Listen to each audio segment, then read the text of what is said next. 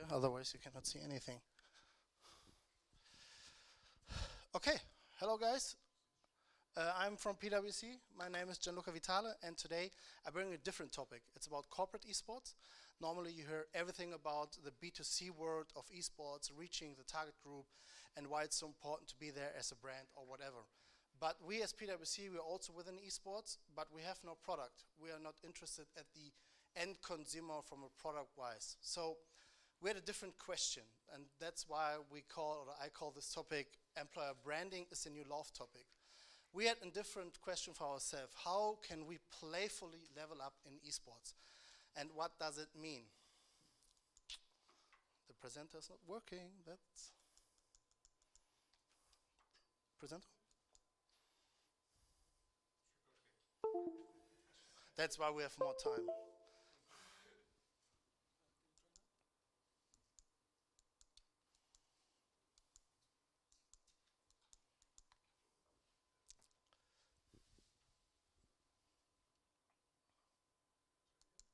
Yes, perfect. So a few words to myself. So that's what I always call what I'm doing at day and at night. At day, I'm a normal consultant, or what we call head of gaming and esports. And my normal topics are, yes, business development, marketing strategies, and how brands go into the market. Yes. But what's more important at what I'm doing at night, and that's what my passion comes from. So in my past, I was also a semi-professional player, and I'm still playing as much as I can. When my little boy lets me play, he's now 7 months, and he thinks gaming is no good thing. But yeah, so at night you would see myself as Ziluro, and I'm playing a lot of Valorant. But today and yesterday I played a lot of New World, and yeah, I should leave this game when I want to keep my job. But today I want to take you on a journey, how our approach was, what our thinking was, and our strategy to go into the market as PwC. And yeah, what is PwC? If you have not heard of it, we are one of the biggest professional service firms. So normally you would hear about us in audit, tax, and normal consulting like B2B professions when you want to do something in governance or some process optimization. And now everybody's asking himself, okay, why are they in gaming and esports? And I can tell you that's how we see gaming and esports and what is our strategic value in esports. So of course, we are more, let's say, in a supporter role. We help companies to grow, to scale, and to be more professional. And we all know that compared to what esports will be and what it is, it's still small. And all the companies within esport will grow, and that's why we want to position ourselves there. And we said, for this purpose, we need the best talents. We need those talents who know everything about esports and gaming, but also have a passion and a different specialization, for example, marketing, IT, programming. That's why our angle is about talents. That's why we think we need to position ourselves in this group, but it's different for us as we see the war for talent is real. Nobody's waiting to say, okay, hey, PwC, I want to come to you. And if we want to have the best talents, we need to change our DNA and culture. So what I'm talking about today is point 2 and 3. It's about talent, business gaming, and about our internal approach to go outside. And yeah, why you should be in esports and gaming. And I'm pretty sure the guys from Nielsen and YouGov taught you everything why esports is the place to be and why it should be. And everybody is talking about esports like it would be rocket science. It's totally not. It's actually a need which repeats itself. We have seen everything in sports so far. And now it's coming, it's called esports. It is esports, and the channels are different. You need to be more authentic. The way how you communicate needs to be different. That's for sure. That's totally, but the basic need to come together, the passion to be social is the same. It's super international. So the channels are different, and what is different, I can tell you, is definitely the feeling of ownership, the closeness, and the credibility, and that you're really true what you talk about. So in sports, to be honest, every brand can position itself and be, let's say, and place its logo, and no one cares, to be honest. But if you're in esports, you need to have a purpose and a story. That's true, and that's different. That's why we had to think, okay, before we go into the market, what's our purpose? And our purpose is totally different. So that's a common definition everybody knows. So we still have learned today, maybe in the days, esports has, and every game has this different language, different signs, different kind of jokes, and you need to look at TikTok and Reddit and whatever. Yeah, this is true, but esports is much more. So it's not really sports, because esports is tech, it's sports, but it's a lot of talents which are super passionate. If you see how this industry has grown out of nothing and out of itself, so they are super dedicated and they have very good education. And what is really true, esports and gaming is an own culture. So these are not just buzzwords. If we talk about it's an own culture, that they will form the metaverse, whatever, and they will have different offerings. That's true. But the point I will talk about is the angle of talents, education, and culture today. And therefore, we said, okay, what is our strategic position within this market? Or why it's maybe important for every brand to think about this? So, but I'm telling always, let's say, the boomer generation, to be honest, it's not a niche, it's already there. And let's say the people being speaker today are more, let's say, what I call evangelists. They tell you everything they know. There are more people which have been in the market like 20 years or more. That's for sure, these are the preachers. But all your talents and also people now coming into position where they will make decisions will be the knowers. And they will force you or companies to have an answer to esports and gaming within your company. So yeah, beware, that's important. What is also, I think, the mind of gaming and esports has yet not been, also from a scientific point of view, not been highlighted enough which kind of natural behavior lies within the gaming boys. So you don't need to tell anybody in esports or gaming to work in digital teams. You don't need to tell anybody there to have a commitment and to go in topics as deep as possible in order to be an expert. And they are often very, very good and highly educated. And what is also important, they are playing games all their life. And all games, to be honest, when you have a look at it, there's always a team involved, but there's always the fact that you have an own position and they need you to shine on yourself. And this habit, by playing games day by day, will be in your mind, and you will also work like this. So they know how to perform by themselves, but they will also know how to perform as a team. That's why we think gamers and esports might be the most interesting employees in the future. So for me, if there's on a CV, for example, somebody says he's playing Dota, or he's playing Valorant, or he's playing StarCraft, that's interesting for me. If someone tells me he's running all the day, I say, that's also props to you, but at the end you're alone, you're just doing one task, and you're doing it for hours. So nobody wants to do the grind in the future. It's about changing. The economy is also changing day by day. You need to know new topics. And if you see how quick meta plays change in a game, this is something they have internally in their mind always. So I think the gaming and esports mindset is maybe the most interesting in the future for you as a company. So I think you have seen this data. Gaming and esports is big, we know this, yeah? But also I want to highlight a little bit this overhyping thing of, gaming and esports is so crazy, those numbers, how many people are watching it. Calm down, guys. Yes, the numbers are huge and a lot of people are watching it, but still be aware there's time. And there's time also to make a good strategy, so be aware. And comparing esports to gaming, this is super funny if you would then compare just football to esports itself, just in Germany. I think, the market is pretty small, but super exciting. I love esports, okay? But maybe what's more interesting is the audience within esports. So they are very good educated. I think there's one number we can question if the distribution is really between males and females, if this is really the real number. We need to ask YouGov maybe if this is right, but I think it's okay. But what is more important for me are the numbers at the right side. So they have a high school diploma, they have a university degree, and so the cliche of gamers just being whatever, lazy or not good educated, is just not valid.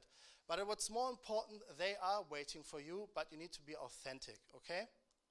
And this is something I also show also to my marketing and HR department. They just told me once, okay, Gian Luca, for example, on Twitch, and only kids are playing games and doing esports. I said, no, that's not true. That's really not true. And like also deciders now from a PwC perspective, that we are talking to deciders, we want to sell projects, we want to bond with them with specific topics. There are a lot of deciders also in this range. So if you show somebody numbers like this, which are super easy, he will understand how important this target group is. So this is actually the same, we don't need this. So with all these thoughts and insights in mind, we went on a mission. So the mission was, okay, we want to increase our digital leadership brand because we want to have talent. To be honest, no talent which a tech specialization comes to PwC. They're going to Salesforce, they're going to SAP, they're going to Google, but at the end, we are also transforming. We need this talent. So we need to change our picture, because if you think of PwC or thought about PwC, you always thought, okay, nice, it's an audit firm. Thank you for discussion. And so we need to change this. We wanted also, because we had a really problem, let's say, we see this in Corona, and there is only a physical culture within companies. You need facilities, you need to go there, but there's nothing or no digital culture at all. And we are convinced that gaming and esports is the start or maybe an essential part of your digital culture. And we saw this because now, just to give you an example, I'll show it also later, we have just one channel, it's a Google channel where 1,000 gamers are in. And they're just talking about gaming, esports. They're meeting after work, and we have an own Discord now. And this was not existing at PwC before we started this. So we had also the aim to get new talents. I told you this, so making a huge step in the war for talents, and also especially we wanted STEM talents, so MINT in German, because they're super interesting for us. And we know we are convinced that they're heavily within the gamers and within esports. So, but we had to convince our top management why gaming and esports within PwC, Gian Luca, nobody wants to have it. And I said, that's not true, to be honest. There is a win-win or benefit to our network. There's a benefit for our colleagues. There's a benefit to our business. So we had to open a lot of arguments so we can learn a lot about it. We get talents, we get new insight. There are new clients, new stakeholders. And then I also told them how big the market is and what maybe could be our market share within 5 or 10 years. And then they said, okay, money, Gian Luca, I'm in. Because when top management's always in when there's money. And yeah, but it's also different. You have also convinced the HR department, and the HR department needed different arguments. So we thought about, okay, we can also learn how the digital mindset can change, and we need more than a workplace. And these are buzzwords. They were directly in and said, okay, let's go, we will do it. And we need to also have something for our network. And they said, okay, let's do it, Gian Luca. Let's do gaming and esports. They had still no clue what to do, but yeah, let's do it. Okay, and I said, okay, come on, let's do it. So we changed the question. Now the question never was how can we playfully level up, because everybody understood this. The question was now, what if we could playfully attract new talents? And so we created a corporate esports format, a national competition within PwC in the first year, where let's say 2,000 employees played against each other in different games, like in League of Legends, in Valorant in the third year, but also in Rocket League. And yeah, PwC is a FIFA company. FIFA maybe is no real esports, I'm with you, but it's okay, it's part of our culture, okay? Because it's also something about target group. I'd say let's say our people are around 30, 28, so they're all, I would call, legends from the past. They used to play a lot, but they have no gaming PC, but they all have a console, and they like to play FIFA. So this is important. You need to know what kind of game fits to your culture. And yeah, FIFA is for sure a big game. And yeah, this format was not just a proof of concept. We also won awards with this, like the best recruiting campaign, because we developed from an internal competition. We did this also with clients and with let's say, competitors. For example, Amazon, Microsoft, and other companies participated. And so we created, let's say, a corporate community around it.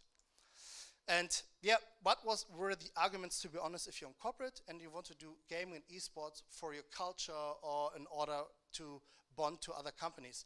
Yeah, it's a playful way to enter, to just show top management and other people what gaming and esports really about. Because if a person has once visited an event, he knows for sure what gaming and esports is, because it's a huge party. And yeah, it's definitely about improving your digital brand awareness. It's, yeah, what we also integrated always was like a charity aspect. So there were no prizes for the people competing. They had a purpose they were playing for. For example, each team said, okay, I'm now playing, I don't know, for scientific research against cancer. And then we said, okay, if you win, you get this amount of money and then you can make a sponsorship. So we had some kind of motivation for them, and this was a really nice part. It's also so you do something for the community. And yeah, it's definitely about something enhancing your business network, inviting partners, but also our loyalty rate, they went up, so the people did not leave, especially when the new season came. They said, okay, I will still be here at the company because I want to win this title. It's prestige and being in the news forever. So what does the format really look like, to be honest?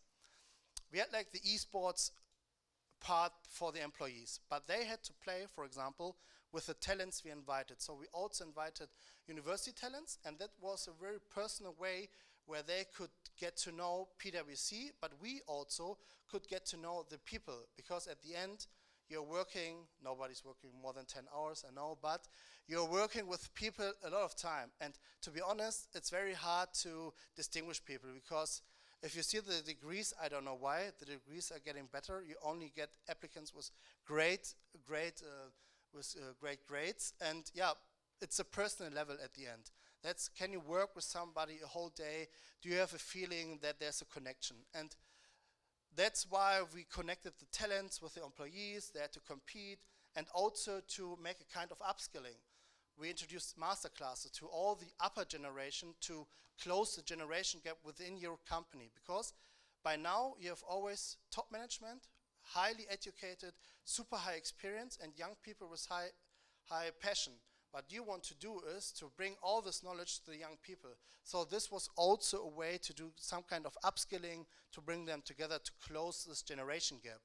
Yeah, and we also had the presentations, we did our own streamings, we had a business case challenge to also see how good the talents are, because at the end you don't need also good rulers, you need good employees with technical skills. And we had a great on-site experience. So at the end what we did, we created an own, let's say, way from a pilot, first national competition, we did a European competition, and then we invited other companies to participate and use our format. It's super cost efficient, to be honest, and also to see how it works. And then that was their starting point to do their own competition, their own gaming. Yeah, and that's how in detail our master plan was. We created this tournament with an online stage due to Corona. We could not be, let's say, together. Then we had this, say, a competition online about business cases they had to solve, and they were all about gaming and esports, so we could know if they are the right talents within gaming and esports and have this gaming and esports knowledge we wanted to have. Yeah, and we had a cool panel discussion. We invited all the experts, like here, for all the other upper generation in order to participate. So at the end, we had a great fair, a great event with upper generation, young people, talents, and it was a huge party in order to show what gaming and esports is about. Yeah, for sure we had to choose games. This were for sure one of the games, but at the end this year we had like 10 games. We also had like StarCraft, Warcraft, FIFA, and for everybody in order to participate, that was the aim. It was about not excluding people, but what was more important, these games were the selected games we played with the talents. So because we think that these games are specific skills and competencies, we also assessed, for example, our HR people, after a week of upskilling and training what's happening in the game, they were viewing the games and were also within the Discord and hearing what the people were talking about. How was the dynamic? How was the problem solving? How was the frustration limit of the people. And then after this, we could also see which are the right people for our company. And the whole process of selecting people was faster at the end. Faster than a normal assessment, faster than normal interviews, and this was more authentic, because it is nearly impossible within the heat, within a competition, to just play a game, to know the right answers, which whatever interviews you are doing with talents. Because at the end, normal interviews, you can prepare yourself very good and can answer every question that will come in a standard normal interview or standard normal assessment. This is all already there online. But within gaming, you cannot change yourself so fast. You will show your character for sure. And yeah, was this important to us? It was. We didn't survey internally, do we want to have gaming and esports? And I think the response rate here was huge, and everybody wanted to have this. And this was also a game changer for upper management. They said, okay, this is really valid, because one from upper management once said to me, Gian Luca, gaming and esports, it's a hype, right? And I told him, if drinking water would be a hype, yes. Otherwise, it will stay forever and it will grow. And we will need to have an answer, because we need it for a culture. Nobody wants to go sailing anymore. It's not something you catch people or talent. Okay, I have no understanding of game and esports, but I see those numbers, let's go. So numbers are always convincing. So insights is what you need. And yeah, but choosing games needs also framework. So we create a framework which games to choose. It's not good readable, so I will read it for you, okay. So the relevance for the ecosystem. So we wanted also to create a buzz in the ecosystem. So for sure, you can choose Trackmania, it's okay.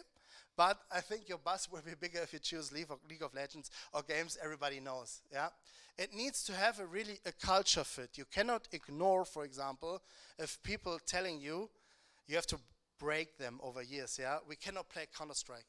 You will not break upper management if they have these perceptions of Counter-Strike. You need to fool them and play Valorant the first year and then play Counter-Strike because they think it's different. So, yeah, the publisher behind the game, from a network perspective, of course, it was for us important to see Riot Games, to see Blizzard, to see also Valve. Okay, Valve, we had no Dota and Counter-Strike so far, but they want not to talk to us, so not good for them maybe. Yeah, but we want to also bond there. What was also important, depending on your size of your company, choosing a game which has a high installed base and many people are playing, it's more likely that you have players within your company. So don't choose Trackmania or sim racing. Yeah, simplicity to watch. Overwatch is a great game, but it's awful to watch, to be honest. And so you cannot show it to other people also if you want to invite, let's say, business guests and showcase something, because they will just understand nothing. And it's even hard within League of Legends to understand something if you have not any contact with it. Yeah, and it needs to be turn-on proven. So you can make World of Warcraft, you can make time runs, but to be honest, no one cares, and this is no esports, so choose a game which makes sense. And yeah, this are now all words, and we are thinking, okay, what did this look like? And Gian Luca is talking a lot, so let's watch a little bit of impressions and insights what the tournament or the development was all about. So we had different angles. We had the business angle to get partners inside, to get companies inside. This was a different kind of communication, and also for talents. And this was some part of our, let's say, business company.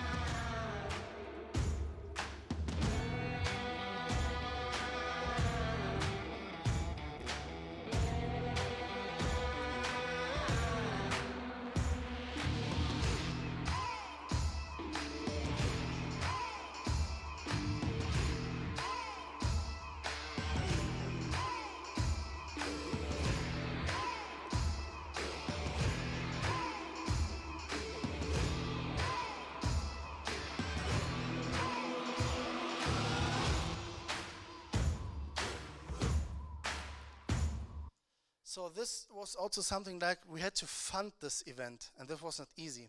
So we had to be like an internal marketing agency and to find a sponsor for this event. So we thought, which kind of our services also make sense somehow to place within the students, the talents, might be interesting for them, but also for companies participating.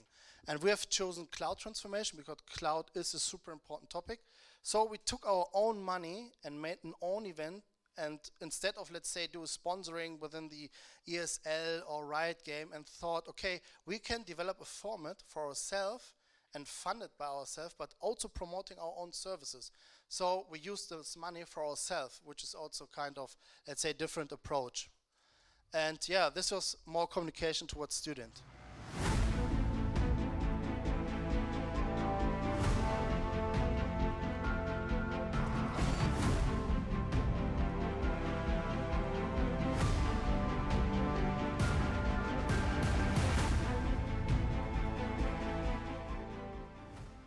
So this was very challenging, and I would say we also have to learn a lot, because we had different kind of messages into the market, and we had to, let's say, distribute them and use, let's say, the resources we have. But I think the campaign was overall very good at the end. And yeah, this was, let's go maybe a step back, the first year pilot. We started with Rocket League to see, does this concept or what we thought it would work, does it work? And then this was our, let's say, first year.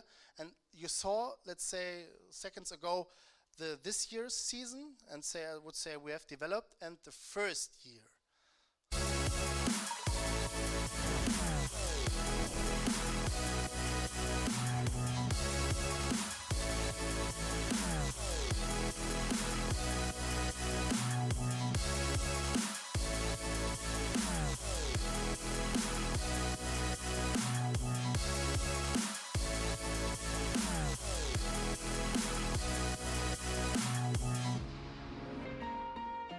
Our jingle is the greatest. I hate it. It doesn't fit at all, but it's our Sonic ID. And yeah, okay, but that's how we develop. We did it on our own facility, and I had, let's say, to make all the computing, I had to cast, I had to everything to showcase it. So the message here is start small if you want to start with something like this, and start internally and look how it works before go outside. Because when you go outside, it needs to be really good, otherwise the talents will not be satisfied. And yes, we had a lot of partners and clients on this tournament visiting, let's say, the event either as viewers or as participants or as experts. And I think the feedback is quite good, because it's a different approach. It's within the B2B world, I would say, and it's a way to bringing more companies to gaming with esports, which have no, let's say, product at all, and no esports and gaming is nice, but they don't know how to go into it. So it's a valid thing to go over talents. And yeah, maybe some more impressions, I would say. So we created jerseys, we created local teams, we tried to make this fandom and this, let's say, competition. And I can tell you, the most serious part is really FIFA. And it's really about hard competition, and there's no fun internally, to be honest. And the people playing FIFA are never laughing, to be honest. And they're very hard competitors. It's crazy. But yeah, the other guys are always making fun, like in League of Legends or Valorant. So yeah, it was a nice day. We did this in different locations with different people. We did some kind of roadshow. And this was also our internal start to start gaming and esports, to make the people understand what gaming and esports is, and not just to talk about it. And I think it opened up everything, which is now that we have, for example, an own department just dealing with gaming and esports, and Gian Luca doing full-time gaming and esports. This is nice. And yeah, this is how it developed. And yeah, what I can tell you, if you want to start with this, find a team of different departments, HR, marketing, some business developers, an IT guy. Everybody needs an IT guy. Yeah, make a game plan, make your own start, see what fits to your company. This makes sense because there's no one solution. And yeah, you have to convince your boss or slay him because he has budget. That's always good. And yeah, make it happen and make it fun, and be prepared for the grind, because it's very hard to do it internally, I would say, but it's all fun. I think from now 6 years of PwC, this have been the best projects I've done, because it was the most fun. I learned the most about the company, most about maybe also other stakeholders, and yeah, make it fun. And yeah, show your results, enjoy the unexpected. A lot will happen, but it will make fun. So yeah, thank you very much. That was Corporate Esports.